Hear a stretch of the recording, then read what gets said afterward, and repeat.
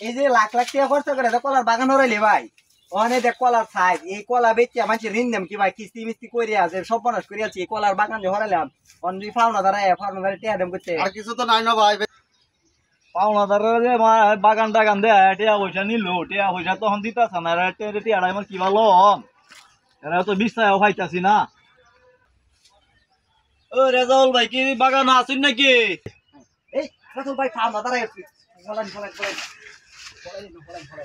এই আবু ফোন যদি আয়া তোর ভাইয়ের কথা কি কইবে কইবে যে আব্বা ফলাইছে তাই কইছ না যাইতে তো রেজাউল ভাই নাই রেজাউল ভাই আবু বড় ভাই বাড়িত না কো আব্বা করে আরে পালাইবার গেছে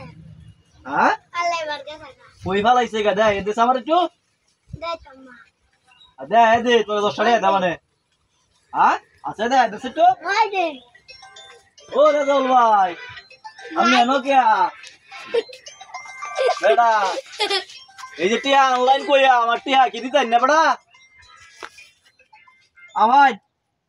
ভাই আমার লাগে না তো আপনার আপনি তো কি হাত দিয়ে আমি কইছি টিয়া আমার দিয়ে না হলাই শুন কি ভাই দেখুন আমার বাগানের পরিস্থিতি বাগানটা উল্টো সোজা হোক এটা তো দেখতে আছি বেটা বাগানের পরিস্থিতি আমরা তো তো ভাই দিয়ে আমি আমরা তো মানে কই ভাই আপনার টিয়া তো ভাই মারা গাইতাম আপনার টিয়া তো ভাই দিয়ে আমি আপনারা তো বেটা ভিটনা জানা উচিত ভাই এটা আমরা যে বাগে হলাই শুন গিয়া রিয়া এটা ভাই কখন পাও না তার আইছে হন টিয়া পয়সা না আপনার তো একটা কথা বলতে দাও না ভাই এখন কি বলতে আপনার তাই না আমারে কইতে আইন যে আমার বাগানের অবস্থা খারাপ আমরা কয়দিন পরে দাও আমার বাগানে পাইতে লাগে না কলা গাছের অবস্থা না বড় বাপ সুতো কাষ্ট শুরু করে